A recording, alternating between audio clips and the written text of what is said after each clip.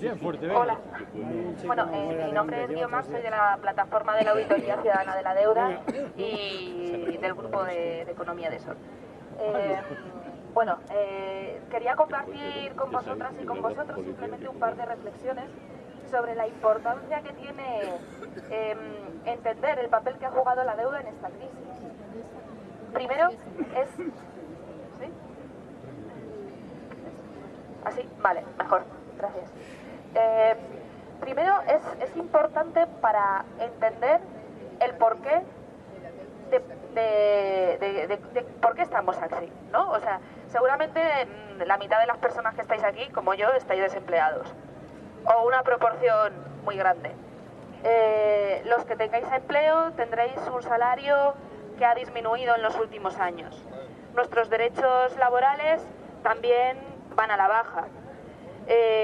Ahora muchos de nosotros y de nosotras tampoco podemos pagar la universidad porque han subido las tasas.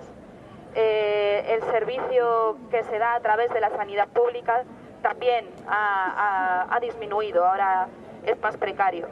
Digamos, todos estos efectos que tenemos en nuestro día a día, ¿por qué son? O sea, ¿cuál es el origen de todo esto?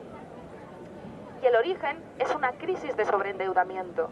El origen es una deuda privada enorme que se ha ido inflando desde finales de los años 90 hasta el 2008, en el que explosionó la burbuja inmobiliaria. Ese es el origen del problema, el sobreendeudamiento de la economía española. Esa deuda es impagable. Actualmente estamos en una deuda del 500% del Producto Interior Bruto. Eso quiere decir que para saldar esa deuda, que es la deuda pública más la deuda privada, tendríamos que utilizar toda la riqueza y toda la renta que se genera en España durante 5 años consecutivos. Y esta deuda no para de crecer. Hemos entrado en un proceso de bola de nieve igual que hicieron los países de América Latina en los años 80 y 90. Porque nos hemos pasado. No nos hemos pasado nosotros. Se ha pasado el sistema. Se ha pasado de rosca. Eso es una crisis de sobreendeudamiento. Bien. ¿Cómo podemos salir de esta? ¿Cómo están enfrentando los políticos esta situación? Lo que se está haciendo a través de las políticas de recorte, a través de las políticas de salvamento de los bancos, es dar una patada hacia adelante. Es decir, esto no se está arreglando, porque la deuda, que es el origen del problema, sigue creciendo. Bien, lo que se está haciendo es trasvasar los recursos públicos, las rentas del trabajo, lo que es de todos, se está utilizando para pagar esa deuda.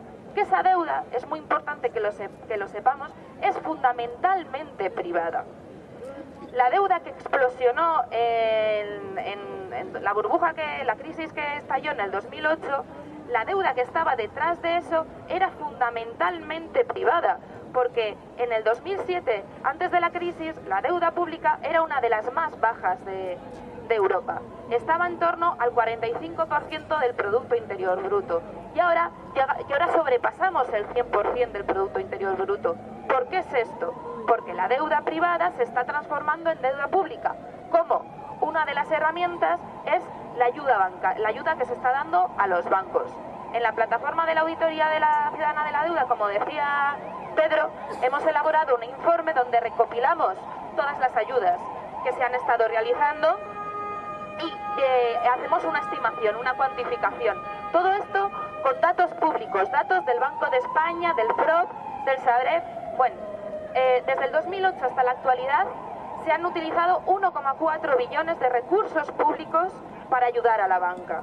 Una parte son ayudas directas que directamente hacen aumentar la deuda pública y una parte muy grande, la mayor parte, son ayudas indirectas que son compromisos, que es comprometer recursos públicos futuros.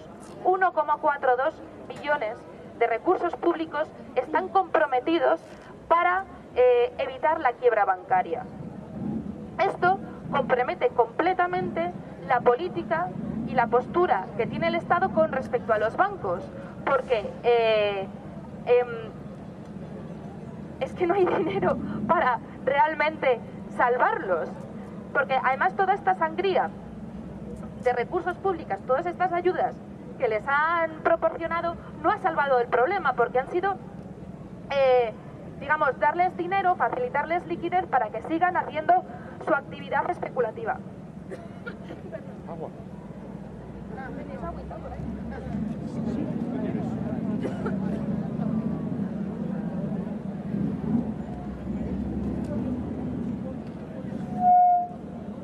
Perdón.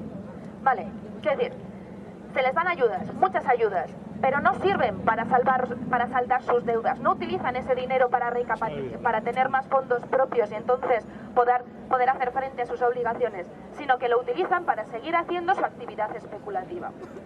Y la prueba de ello es que mientras la deuda pública aumenta por estas ayudas que se dan a la banca y por otras cuestiones que no sirven para salvar el problema, la deuda privada de los bancos se mantiene. La deuda privada de las empresas no financieras disminuye un poquito, porque las empresas quiebran. La deuda de las familias también disminuye un poquito, porque las están desahuciando. Pero la deuda de los bancos no disminuye, se sigue manteniendo, porque lo que están haciendo con el dinero es, por ejemplo, comprar la deuda pública que emite el Estado para conseguir dinero para salvarles. Y de esta forma conseguir hacer beneficios a costa del endeudamiento de todas y de todos. Bien, para no alargarme más, otro de los puntos que creo que es súper importante tener en cuenta y por lo cual es importante saber el papel que ha jugado la deuda en todo esto, es entender que esto no se va a solucionar simplemente con esperar. Parece que nos están diciendo que tenemos que aguantar, que tenemos que apretarnos el cinturón, que aguantemos un poquito más porque en algún momento los indicadores económicos de una manera mágica se van a reajustar, va a volver a crecer el empleo y a lo mejor ya nos podemos permitir el lujo de tener un sistema del bienestar. Eso no va a suceder. No va a suceder porque lo que ha generado esta crisis, que es el sobreendeudamiento, no se está arreglando y no se va a arreglar porque no se puede, porque esa deuda es impagable. Es producto de la especulación y no tiene ningún tipo de vínculo con la economía real. Así que tendríamos que dedicar los recursos de 5 años consecutivos o más para poder pagar esa deuda. Y eso no se puede hacer. Entonces, todas estas políticas es una manera de exprimirnos todo lo que se pueda para redirigir los recursos y pagar a sus proveedores. Cuando ya no puedan más, pasará la época de las quitas y entonces lo reconocerán y dirán, no se puede pagar. Pero, ¿quién va a asumir ese ajuste? O sea, ¿quién pagará los platos rotos? Y esto lo sabemos porque ya ha sucedido ya en la historia, porque es que ya ha pasado en América Latina exactamente igual. Las políticas de recorte de gasto público, de privatización de servicios públicos, de transformación, de salvamento a la banca y transformación de deuda privada en deuda pública, ya pasó en la época de los 80 y de los 90 en América Latina. Y ahí lo que hubo fue una década perdida. Y las instituciones supranacionales, que fueron las que obligaron a aplicar todas estas películas, luego reconocieron que no habían servido para nada. Y ahora están haciendo lo mismo aquí. ¿Por qué? Porque el objetivo no es que salgamos de la crisis, es conseguir recuperar el dinero que han invertido y que piensan que van a perder.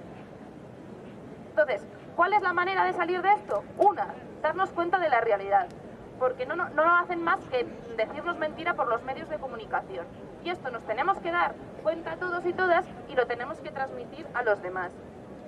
2, organizarnos, exigir que esto no sea así, no puede ser así, nos tenemos que plantar. Y 3, buscar alternativas, porque hay alternativas. Si no queremos que con dinero público se salven los bancos, tenemos que hablar de banca pública o de otras cuestiones. Si no queremos depender de los mercados financieros para conseguir recursos, tendremos que hablar de un sistema fiscal redistributivo con el cual sí que podamos cubrir todas nuestras necesidades. Si realmente queremos una economía que ponga en el centro la vida y no simplemente el que los que tengan dinero sigan teniendo más dinero, tendremos que hablar de otro sistema de reparto del trabajo, del productivo y del reproductivo. Y bueno, que desde la plataforma estamos trabajando en esto. El informe está colgado en nuestra web, el de rescates bancarios. Nos reunimos los miércoles en el Patio Maravillas a las 7 y que la auditoría, hoy no tengo tiempo de hablar de la auditoría, pero la hacemos entre todas y entre todos. Aquí no hay expertos. O sea, somos nosotras y nosotros los que tenemos que ser conscientes y los que tenemos que tener derecho a acceder a la información, saber lo que están haciendo con los recursos de todas y de todos y participar en la gestión de lo común. Ya está. Ah, sí. Bueno, y ahora debate, ¿no? Que No, sí, espera, esto ya... pero vamos a hacer más intervenciones. Espera.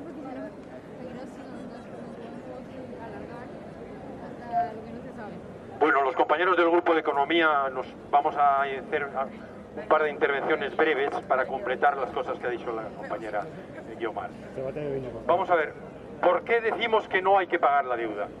¿Qué pasa? ¿Que es que nos hemos vuelto unos ladrones, que abusamos de quien nos prestó y ahora nos queremos escaquear?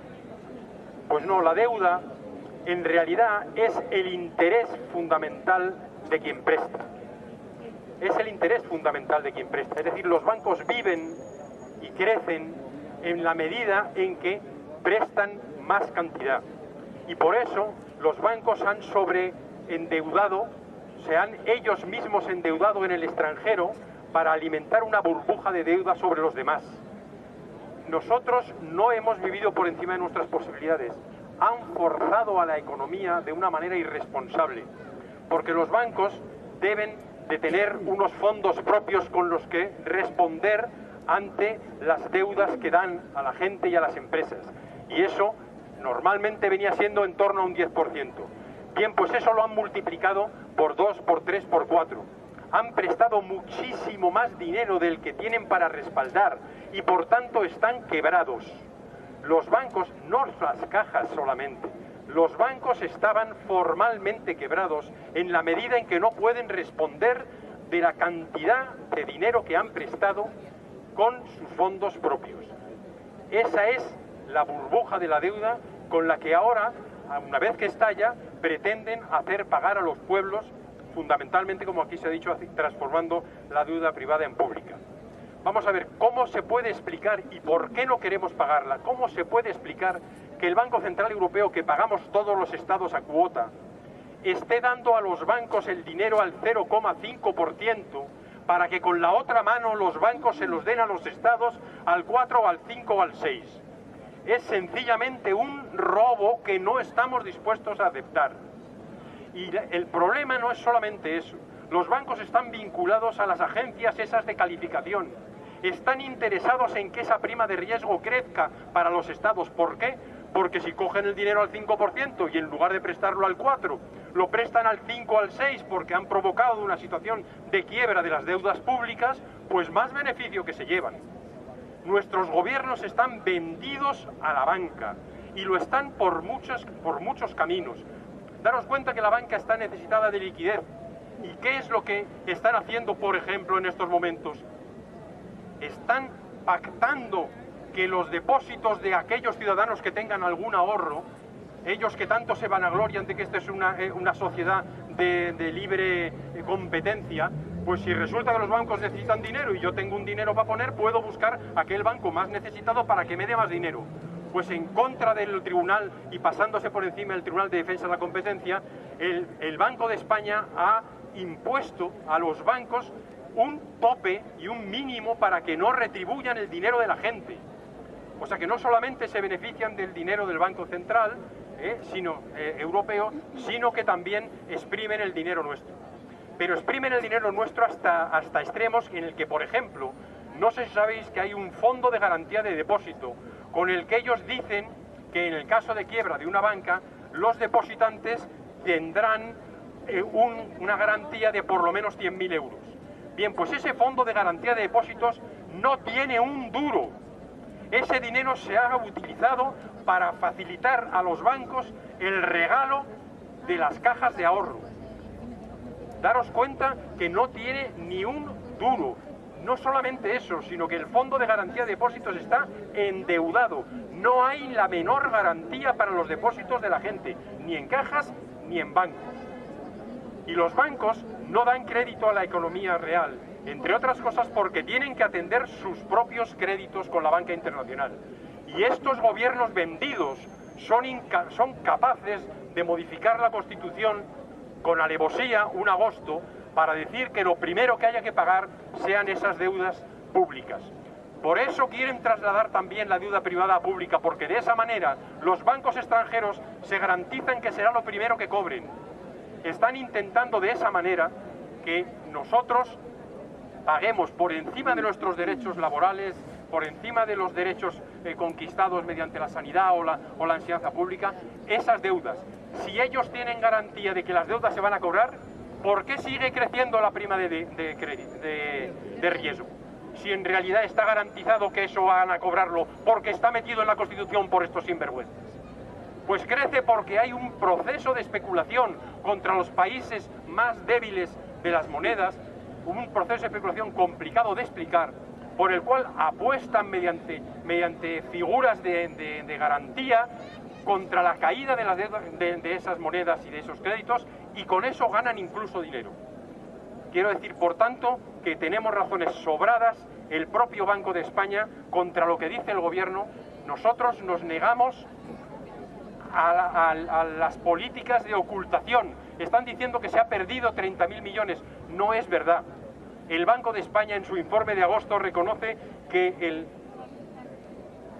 Bien, más despacio porque la lengua de signos reconoce que el impacto sobre la deuda pública de las ayudas a la banca han sido 64.262 millones de euros. Ese es el impacto. Pero ya estoy diciendo que hay 1,4 billones de euros comprometidos como garantía y como avales por parte del Estado a la banca y a las empresas y a las grandes empresas. Y eso, por tanto, significa riesgo para el propio Estado, que tiene que atender a esas deudas en el caso de que muy probablemente sean impagadas. ¿Y qué significa? Que si tiene más riesgo tendrá más prima de riesgo. Estamos pagando prima de riesgo a costa de un dinero que ellos no nos dicen, que es el dinero con el que se está avalando a la banca. ¿Y cuánto quisieran las pequeñas y medianas empresas tener avales de la banca para haber salido de sus situaciones de crisis? Y con ellos no se está haciendo eso. La banca nos gobierna y por tanto tendremos el derecho a decir: esta deuda no la pagamos porque es injusta y ilegal.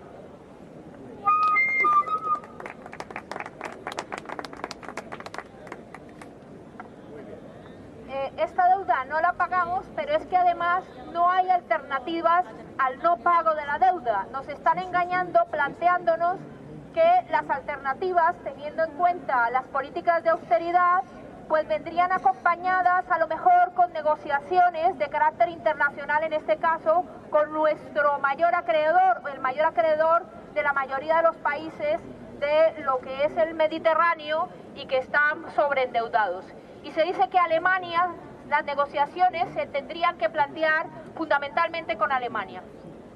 Después de la Segunda Guerra Mundial, todos recordaréis que el plan Marshall que se planteó desde Estados Unidos justamente para enfrentar todo lo que fue una crisis incluso alimentaria en aquellas épocas, le supuso a Estados Unidos aproximadamente el 2% del PIB, del Producto Interior Bruto, que es un indicador que nosotros combatimos y que cuestionamos, pero que se utilizó para establecer las cifras de ayuda a estos países. Y durante 10 años aproximadamente Estados Unidos estuvo aportando el 2% de su PIB para relanzar a los países del Mediterráneo. Bien, ahora, hace poco, días antes de las elecciones alemanas, un influyente comentarista de Estados Unidos le preguntó a la Merkel si estaba dispuesta a hacer un plan Merkel para Europa. Y en ese plan, en esa pregunta que le hizo, venía sobre la base de que posiblemente hay negociaciones ahora mismo, fundamentalmente con Grecia, con los políticos griegos, para que condonasen la deuda de Grecia. Y ese plan Merkel, que sería parte una condonación de la deuda y parte una serie de inversiones, pues se plantea como la gran panacea para algunos de los políticos, incluso los españoles, en materia presupuestaria. Bien, pues la Merkel, al igual que muchos de los políticos alemanes, es que no ven ni contemplan esa posibilidad. Y no la contemplan porque no sería solamente Grecia el país al cual tendrían que condonarle la deuda, sino que también tendrían que ser países aliados fundamentales suyos, como serían Portugal e Irlanda. Y ya si en determinado momento se planteara que países que han, digamos, realizado políticas tremendas de austeridad como Portugal e Irlanda se vieran, digamos, en una discriminación con respecto a Grecia, que es un agujero sin fondo para Europa en materia del pago de la deuda, si hubiera la más mínima posibilidad de condonación a Grecia, también lo tendrían que hacer con Irlanda y con Portugal. Pero inmediatamente después que se planteara esa posibilidad, pues obviamente Italia y España, que son también deudores de los bancos alemanes, en este caso a partir de todas las políticas monetaristas que se han implantado en los últimos años, pues también exigirían el mismo tratamiento con relación a la deuda. ¿Y eso qué significaría? Eso significaría para Alemania una cantidad inasumible, porque serían aproximadamente unos 300.000 millones de euros al año durante una década. Eso los alemanes no lo aceptarían, y desde luego en un país que tiene también en su propio seno una crisis ahora mismo de carácter industrial, porque todo lo que se nos cuenta es mentira en relación al crecimiento de Alemania, porque ahora mismo las perspectivas son de una gran competitividad con China y con otros países, pues significaría que la Merkel rápidamente perdería apoyo de la población alemana y seguramente caería su gobierno. Entonces, lo que nos están planteando y que están apareciendo en muchas revistas económicas como la salida de la crisis de la deuda en el sentido de negociaciones país a país con la posibilidad de que haya rebajas, quitas, negociaciones de la deuda, son una absoluta mentira, son inasumibles por los países que supuestamente tendrían que aprobarlas. Así que no nos engañemos y sepamos que esta crisis de la deuda no tiene más solución que un cambio estructural en nuestro sistema. No la podemos pagar, no existen alternativas más que el no pago de la deuda y unas políticas totalmente diferentes que las que se están llevando a cabo hasta ahora. Entre esas muchas de las que nos han planteado las compañeras, que tiene que ver con el reparto del trabajo, con una nueva visión en lo que tiene que ser la producción sostenible de toda nuestra industria, de todo nuestro comercio, de todo lo que hasta ahora hacemos, un reparto de tareas, un reparto de trabajos, un reparto de lo que son esos bienes comunes que tendremos que empezar a gestionar de manera absolutamente responsable y no como lo hemos hecho hasta ahora. Y eso pasa obviamente por el no pago de la deuda. Es que no tenemos otra alternativa y probablemente es lo que pasará. Pero cuanto más tardemos en asumir el no pago de la deuda, más será la crisis, más será la tragedia para muchas de las personas que hoy no tienen trabajo y que están al borde, prácticamente al borde del hambre.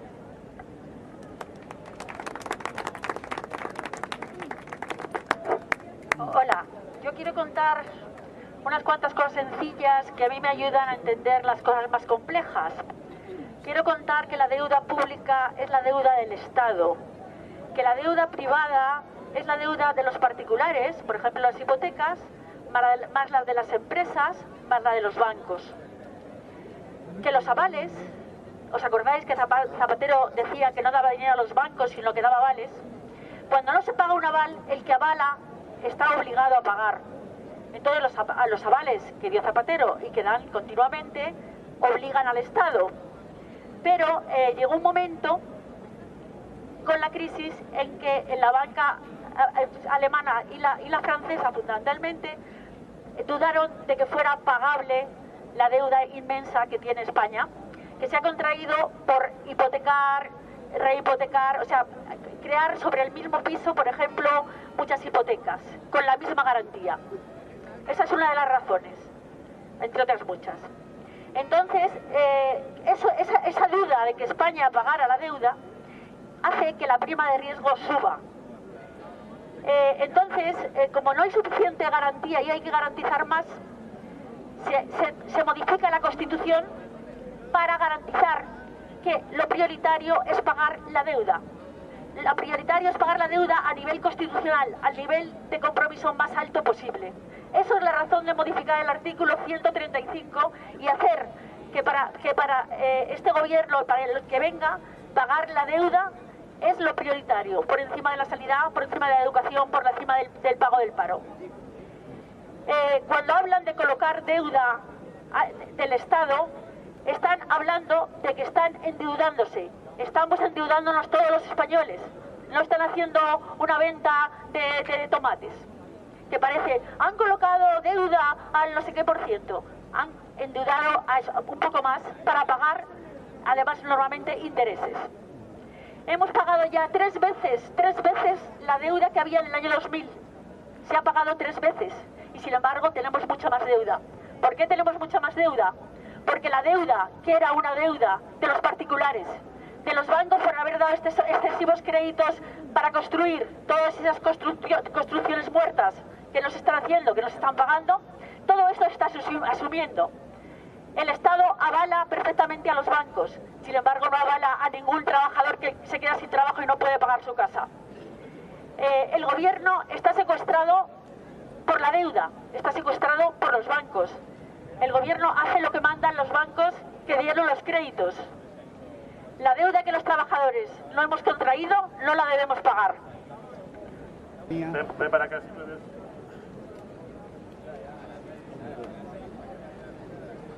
Bueno, yo le preguntaría a la Comisión de Economía que por qué no se ponen también a investigar la mala gestión o malversación de los fondos sociales. Que un sin techo le cuesta al ciudadano a precio de oro.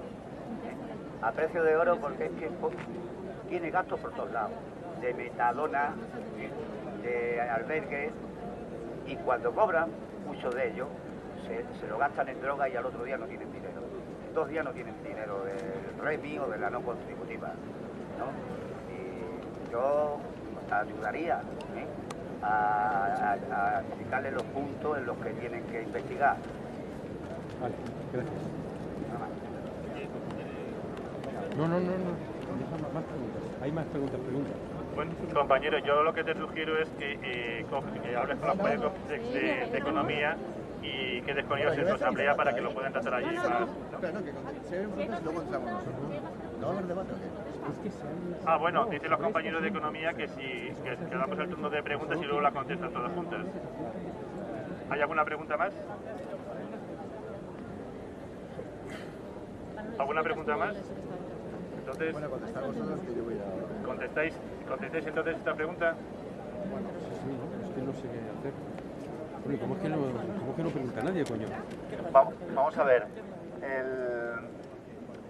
Lo que es el problema de la restricción de los derechos sociales y de las prestaciones sociales es general para todos los ciudadanos, todos los compañeros, todos los ciudadanos, todas las personas.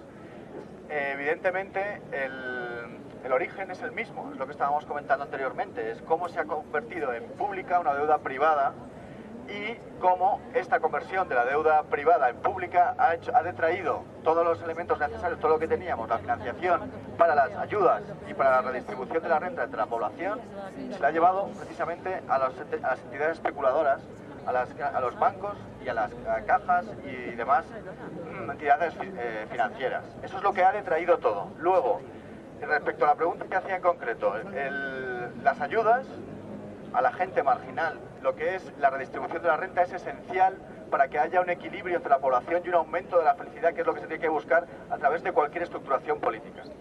Y eso es fundamental. Y el problema que estamos investigando y lo que estamos intentando atajar es precisamente el hecho de que se traslade todos el capital y el dinero que tenía que ser destinado para esta redistribución, se está trasladando a los bancos y evitar eso es lo que intentamos, simplemente. En general, para esa prestación o para todas. A ver si... ¿Alguna pregunta más? ¿La banca ética se salva de esta debacle?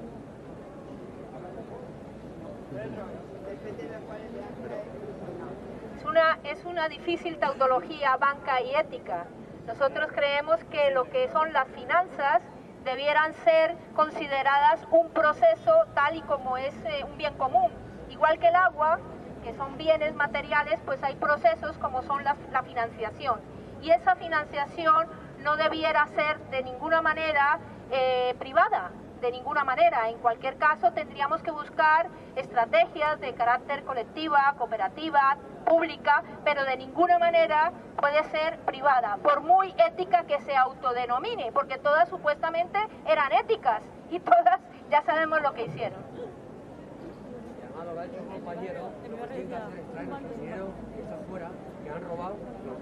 Compañeros, si queréis participar, está abierto el micro. Lo único que vamos a hacer con un poco de orden, ir levantando la mano, aparte de las preguntas, si alguien quiere participar y a complementar la información, pues tranquilamente puede hacerlo. Yo voy a dejar un poquito esto para coger un papel para tomar turno de palabra y ya seguimos. Vamos a ver. Yo quisiera poner de manifiesto una cuestión que es bastante importante para comprender la situación, y es la generación del dinero, cómo se crea el dinero. Hasta el Tratado de Maastricht, el dinero lo creaba el propio Estado. Cada uno de los estados era el que se encargaba de hacer más o menos dinero. A partir de entonces, quien crea el dinero son los banqueros. El que crea el dinero es el que decide dónde se invierte ese dinero. El Estado no es que estuviese, digamos, un control demasiado exhaustivo por parte de la población. Había una cosa que llamaban una democracia formal, que es lo que había aquí anteriormente, y lo que sigue habiendo, que es una no democracia material. Y entonces había al menos una serie de controles y de carácter democrático para ver dónde se destinaba ese dinero. Podría ser para prestaciones sociales, para redistribución de la renta, etc. Cuando ese dinero lo crean los bancos, no hay ningún tipo de control para esa creación del dinero ni dónde se va a destinar el dinero. ¿Dónde se ha destinado el dinero? Donde más dinero han ganado los bancos, que es en especular. Desde ese momento, lo que se ha hecho ha sido destinar a ese dinero a especular, y ha provocado que haya también un traslado del dinero que se dedicaba a lo que es la actividad productiva a la puramente especulativa, por el simple hecho de que especulando se ganaba muchísimo más dinero y de forma natural el dinero se invierte donde más dinero se gana. Eso es lo que ha hecho que se haya provocado un desmantelamiento de toda la industria y la agricultura y todo el sector productivo en el país, en el Estado. Eso también es muy importante a la hora de ver por qué no se puede pagar la deuda. Si, como anteriormente ocurría, digamos, el Estado tiraba de la maquinita y hacía billetes, y si nosotros debiésemos 1 billón o 5 billones, como comentaba anteriormente, de deuda, tanto privada como pública, al emitir ese dinero podríamos pagar la deuda. ¿Qué ocurriría? Habría un proceso inflacionario dentro del país. Es decir, como había mucho más moneda, valdría menos dinero la moneda, pero la deuda se podría haber pagado. ¿Qué ocurre cuando la deuda la hacen los bancos a través de la generación de deuda? Es decir, el dinero se crea pidiendo préstamos. Por lo tanto, debamos lo que debamos, si para pagarlo hay que pedir un préstamo, nunca se puede pagar esa deuda, porque generamos la misma deuda que había anteriormente para generar el dinero, más un porcentaje de intereses. Mientras sean los banqueros los que creen el dinero, es imposible devolverla. Ese es el elemento conceptual esencial para entender por qué no se puede devolver y por qué nunca se ha devuelto desde el momento en que se ha generado de esa manera.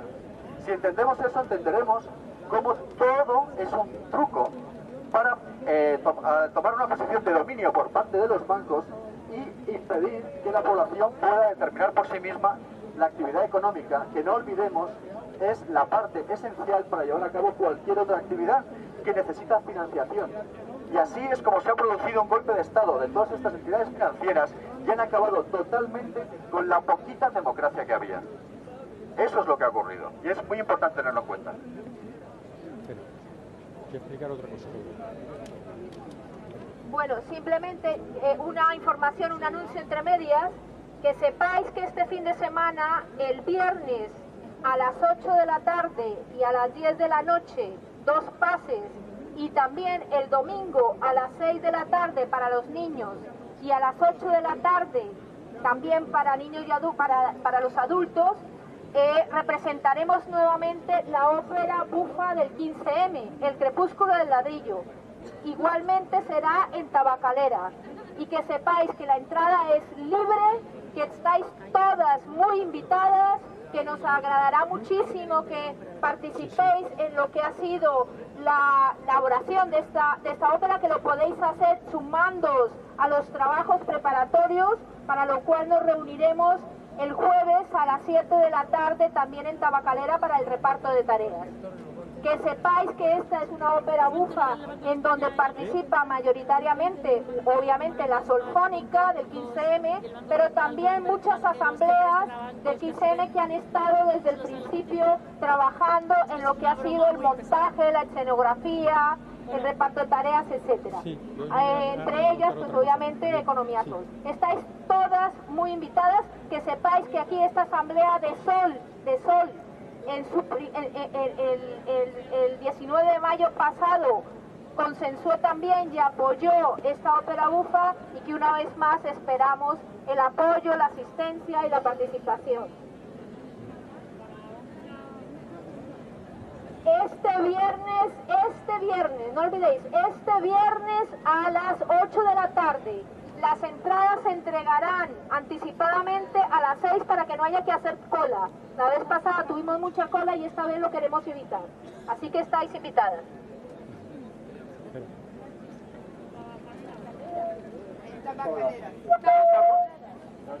Lo que han estado, bueno, dos cosas. Lo que han estado explicando aquí los compañeros tan magistralmente respecto a la situación económica, de la deuda, bueno, hay una cosa. La deuda se está generando primero porque no cualquier moneda tiene que estar basada en un patrón de producción o en algo consistente, como puede ser oro. Aquí no lo hay oro, pero la producción la están desmantelando. Por ejemplo, hace poco me llegaba un correo, una información de Sanidad, que dicen que están desmantelando la sanidad pública, porque dice que no funciona, cuando es la quinta mejor sanidad que hay en España, que hay en el mundo, hecho por informe. Quiere decirse que la sanidad en España funciona muy bien, pero ¿qué pasa?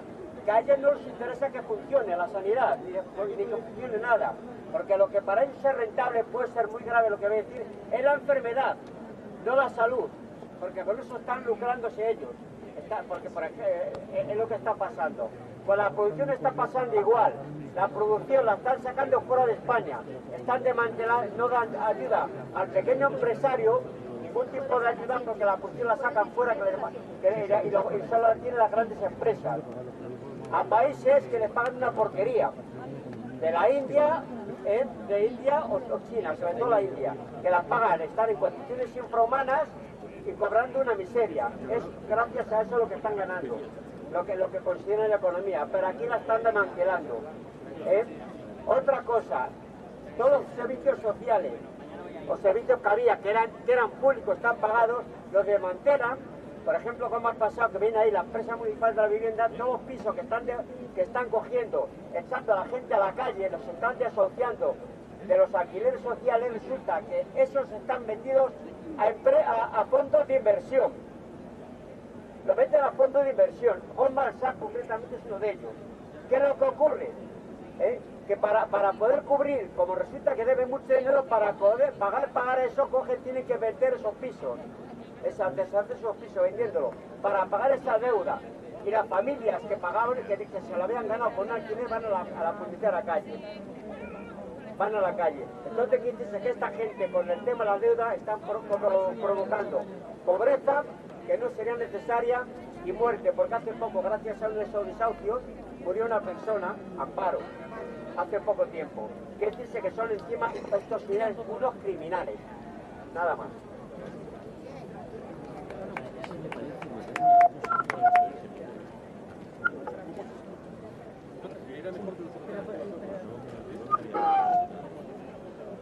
Bueno, estábamos hablando de la deuda y yo quiero hacer un razonamiento.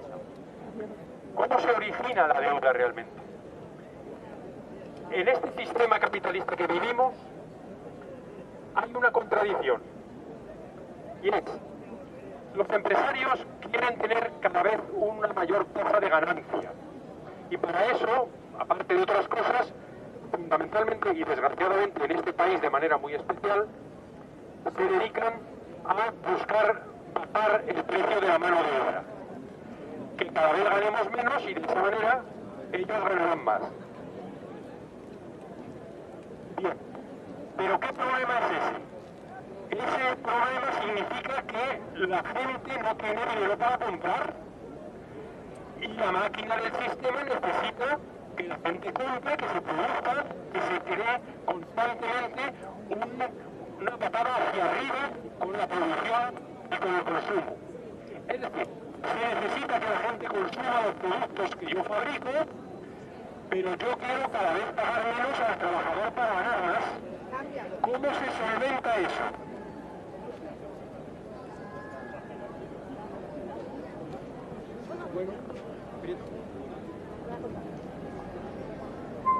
¿Cómo se solventa esa contradicción? Pues con la deuda. La deuda es el mecanismo por el cual el sistema pretende seguir ganando dinero y produciendo cada vez más, mientras los trabajadores cada vez ganan menos. Por tanto, cada vez que pedimos un crédito a un banco, no nos estamos haciendo ningún favor, sino haciéndoles un favor a ellos. ¿Por qué Alemania ha prestado a España sabiendo que era una burbuja absolutamente loca que estallaría? Los bancos alemanes han prestado ingentes cantidades de dinero a los bancos españoles. Entre otras cosas, porque se han encontrado con un enorme proceso de acumulación, gracias a que un sistema productivo avanzado tecnológicamente se encuentra de pronto con millones de ciudadanos de la Alemania del Este trabajando mucho más barato.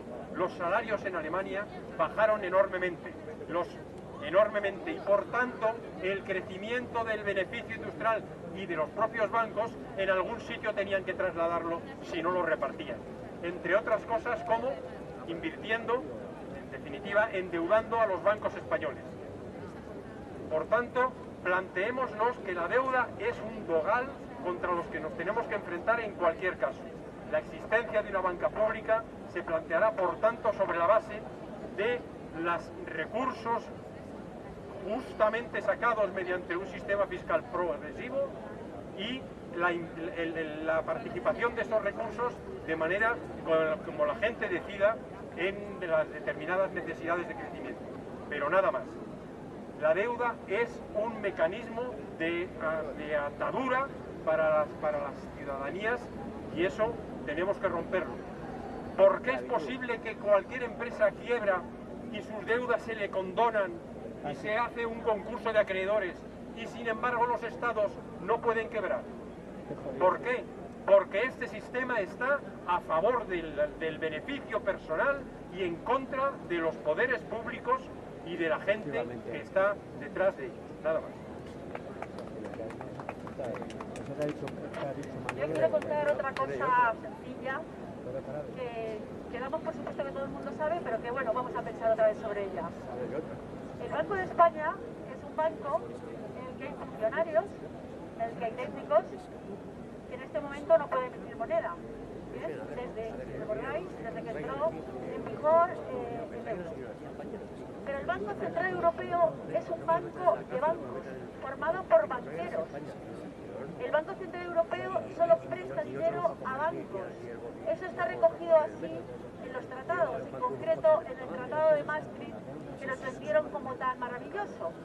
¿Qué quiere decir eso? Quiere decir que el Banco Central Europeo presta a los bancos a un coste bajo, por ejemplo al 0,5, al 1%, y luego los bancos prestan a los estados, por ejemplo, al 5%, y simplemente en esa operación ganan bastante dinero. ¿Por qué el Banco Central Europeo es un banco de bancos? Porque se constituyó así por los que dominan, por los que mandan, por la gran banca. Por ejemplo, la Reserva Federal es un banco, digamos que es el Banco Central de Estados Unidos, sí puede emitir dinero. Creo que quebró en un momento determinado un estado que creo que es Toronto, dio a la quiebra. Entonces, el banco, la Reserva Federal, creó dinero y ayudó a Toronto. Cuando hay más dinero, dicen los economistas, que suben los precios, crece la inflación. Eso no es muy bueno, pero claro, eso sirvió repartido en toda América para que Toronto salió para adelante y subieron los precios, pero no hubo un paro tremendo y todas estas cosas que están pasando aquí.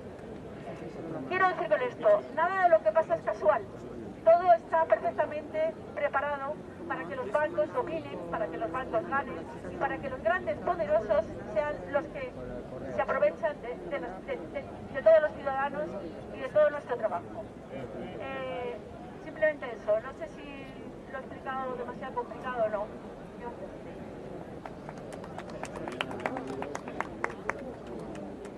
Bueno, vamos bien de tiempo, podemos dejar hasta y media, por si alguien más, una o dos personas quieren participar, y luego pasaríamos a la propuesta.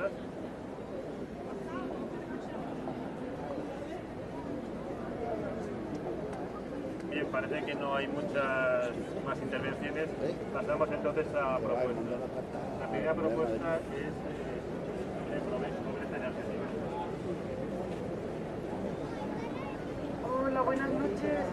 Yo pertenezco a la plataforma por un nuevo modelo energético. Vamos a recordar que el 17 de octubre es el día de la erradicación de la pobreza. Nosotros, que somos expertos en energía, nos vamos a centrar en la pobreza energética. Es un tema del que se habla poco. Es un tema muy grave. La gente está muy empobrecida, con un 26% de paro, con los salarios muy bajos. Quienes todavía tienen trabajo, pues les cuesta mucho pagar los recibos de la luz y del gas.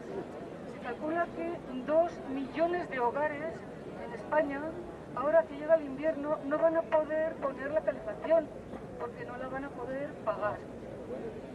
Entonces eso se une también a que las viviendas están muy mal acondicionadas y el resultado de todo esto son pues, muertes.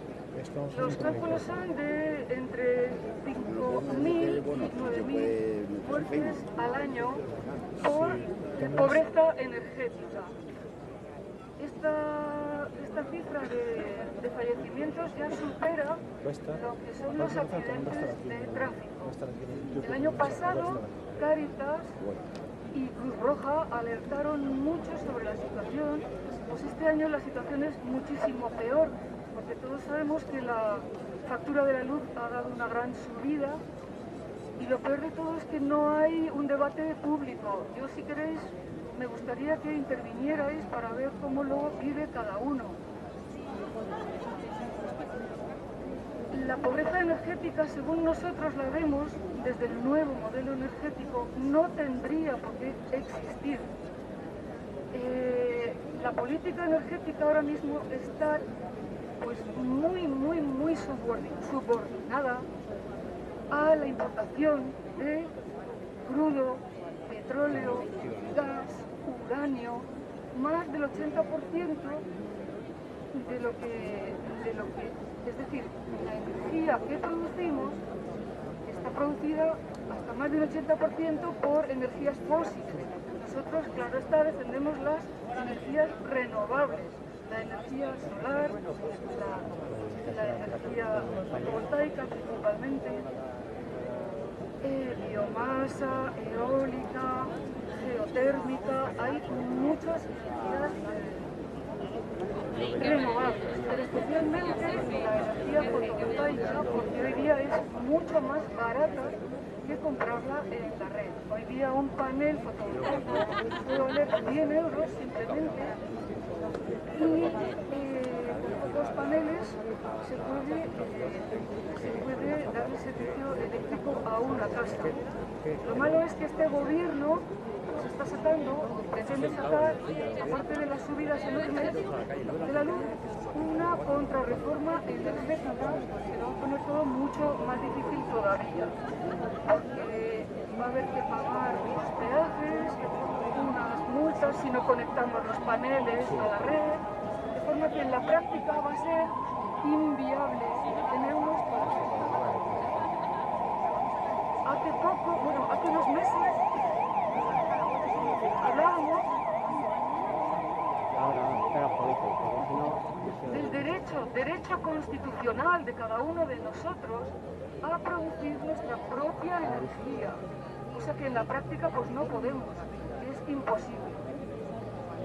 Sabemos que hay unos grandísimos recortes a las renovables, que hay unas 50.000 bueno, pequeñas y medianas empresas que han invertido en estos paneles al borde de la ruina, al borde del desahucio y al borde de bueno, que pierden todo lo que les pasa a todos. Bueno, pues desde el nuevo modelo energético queremos protestar, hemos puesto unos carteles, vamos a plantear una acción en toda España. Bueno, hay muchas acciones previstas, pero la que yo un poco os pido que hagáis hoy es el 24 de febrero y el 24 de octubre, aquí en la Puerta del Sol, pues nos reuniremos para intentar visibilizar la pobreza energética. Vendremos arropados con mantas, con velas y nos reuniremos pues para que se sepa por lo menos, porque es un problema del que no se habla casi nada. Es el 24 de octubre, en Madrid es aquí en la Puerta del Sol a las 8:30 de la tarde noche. Luego repartiré unos panfletillos para que a quien le interese pues lo pueda tener. Solamente eso, pediros si estáis de acuerdo pues, con esta acción. Habrá muchas más acciones,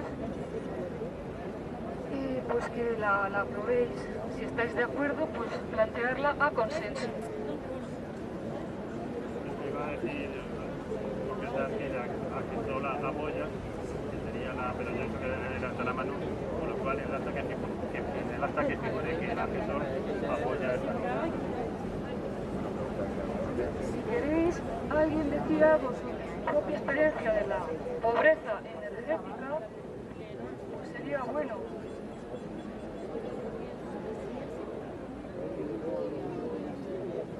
Bueno, yo no voy a hablar de un tema personal, pero sí una cosa que sucedió el año pasado en Valencia. En los colegios los chavales no tenían calefacción. Eso es una forma de pobreza energética. En los colegios ahora se tienen que dar también comidas porque los niños no tienen para comer. Eso es otra forma de pobreza, pero ya la pobreza educativa energética ya la vimos el año pasado en los colegios de Valencia, y sobre todo lo que vimos fue la reacción del gobierno valenciano ante estos hechos.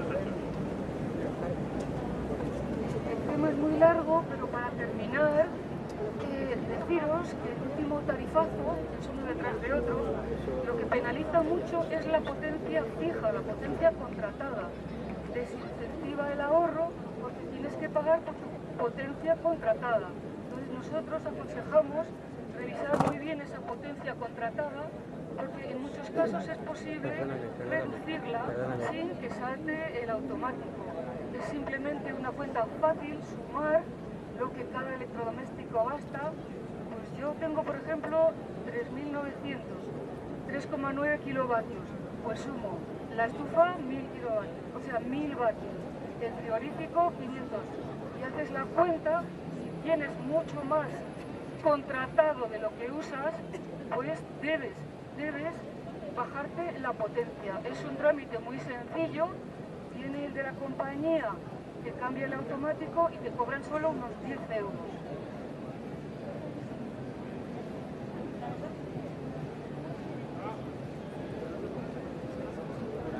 Haremos turno de palabras, si quería intervenir a mí. Sí, yo quería hacer una pregunta a la compañera de la plataforma, porque pienso que muchos y muchas de nosotras seguimos en nuestras casas con grandes compañías de electricidad que son responsables, aparte de tarifas muy altas, y con este sentido que explicaba la compañera también de especulaciones, en expolio de resources en muchos países en el mundo. Entonces yo creo que también trabajar sobre las alternativas que tenemos es muy importante. Hay cooperativas que yo sepa que son alternativas que se pueden hacer, y tenemos que informarnos y tenemos también que actuar a nivel individual para dejarle. Quería saber si la plataforma con respecto a esto tiene propuesta donde se puede buscar esta información, porque creo que cada uno de nosotros puede hacer algo en este respecto. Efectivamente, nosotros estamos muy A ver, hay un oligopolio eléctrico que son pues, muy pocas empresas, es Endesa, Fenosa, E.ON, son 5 o 6 que antes eran públicas, ahora son todas privadas, están en ellas, en los consejos de administración, ganando mucho dinero el expresidente Aznar, el expresidente González, cientos y cientos de cargos públicos, de forma que la política energética del país está totalmente unida a estos monopolios. Defendemos nosotros la salida del monopolio y la entrada en las cooperativas que son realmente verdes. O sea, la electricidad que venden estas cooperativas es de origen 100% renovable, cosa que es muy falso, por ejemplo, en el caso de Iberdrola, que lo vende como que es la empresa del oligopolio más renovable, es falso. Pero hay cooperativas que, bueno, te piden que seas cooperativista.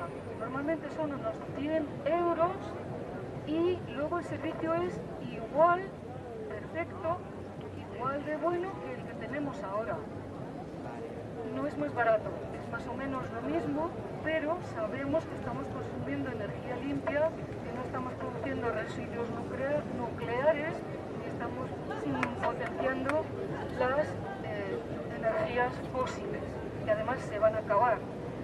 Entonces es el futuro inevitable. ¿Y dónde podemos ver?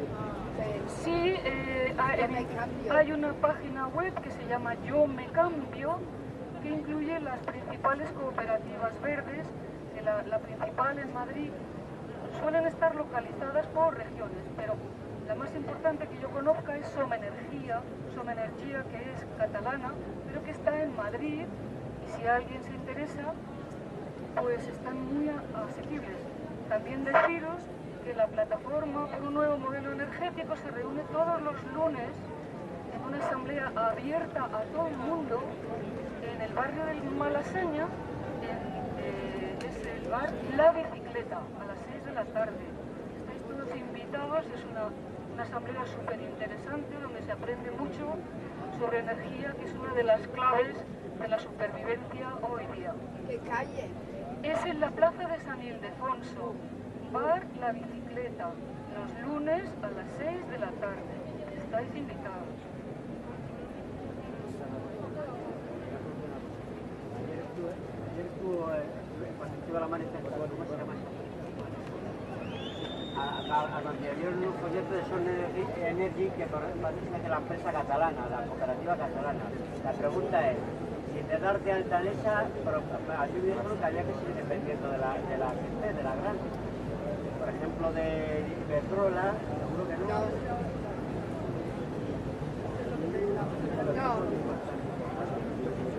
No, el hecho de contratar, de hacerse cooperativista y comprarle la energía ecológica a Somenergia o a Celcer, en las distintas regiones españolas hay diferentes cooperativas.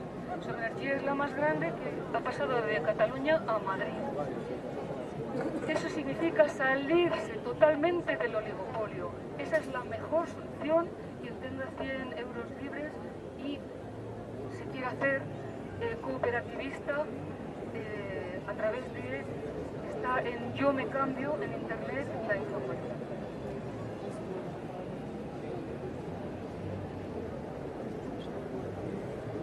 ¿Algún comentario más, alguna propuesta, alguna pregunta sobre el tema? Yo quería hacer un comentario. O sea, yo quería hacer un comentario sobre todo el tema energético, ¿no? Y contextualizarlo sobre lo que es el proceso general de privatizaciones que ha habido. Al principio, cuando, digamos, pasamos del Estado fascista a la democracia formal, el Estado decidía todas las cuestiones del ámbito energético, todas las cuestiones de transporte, todas las cuestiones de generación de dinero y, en general, toda la actividad económica que existía. La democracia se basaba en el control sobre ese Estado que controlaba todo el resto de cuestiones. El Estado lo que implica es una acumulación de poder determinada y institucionalizada. Con el tema de las privatizaciones se ha ido dando ese poder a distintas entidades privadas. Al dárselo a entidades privadas ha quedado fuera del control de la población. Pero la acumulación de poder sigue estando ahí y sigue manteniéndose. Uno de los ejemplos es en el tema de la energía, como estaba comentando la compañera. Y ahí lo que han hecho ha sido estafarnos de forma sistemática. Tenemos que tener en cuenta dos cosas. Primero, han aumentado de forma totalmente ficticia el precio de la luz, y luego nos han hecho una estafa que se llama lo que es la deuda que tenemos con las hidroeléctricas de 20.000 millones que dicen ellos que tenemos, y lo han hecho de esta manera. Las empresas hidroeléctricas han dividido sus empresas en dos partes, una que era la que produce y otra la que distribuye. Lo que han hecho ha sido generar dos mercados, uno de producción y otro de distribución. Digamos, por ejemplo, imaginemos que el vatio vale 30 euros. Producirlos 15 euros y distribuirlos otros 15 euros. Pues lo que han hecho ha sido, las empresas de producción, en vez de vendérselo a las de distribución, que son ellos mismos, cada empresa se lo ha vendido a sí misma. En vez de venderlo por 15 euros, lo ha vendido por 7. La empresa de distribución lo ha comprado por 7, con lo cual, en vez de comprarlo por 15, lo compra por 7, gana 8 euros más y lo ha revendido por el precio normal de mercado, con lo cual ha ganado esos 8 euros más a la hora de venderlo. Imaginemos que lo venden a 45, pues ha ganado, en vez de 15 euros, ha ganado 23 euros. ¿Vale? ¿Y qué ha pasado? La de distribución, que es la misma empresa, tiene un déficit tarifario de 8 euros. Eso lo han ido acumulando y es lo que dicen que les debemos nosotros. Esa es la estafa por la cual nos han dicho que debemos 20.000 millones de euros. Os recuerdo, todos lo que son los recortes en sanidad y en educación han sido 15.000 millones de euros. El proceso de privatización lo que está provocando es un robo masivo de las cúpulas dirigentes a la población. Y esto es un ejemplo más de lo que se está llevando a cabo en todos los sectores productivos que han sido privatizados.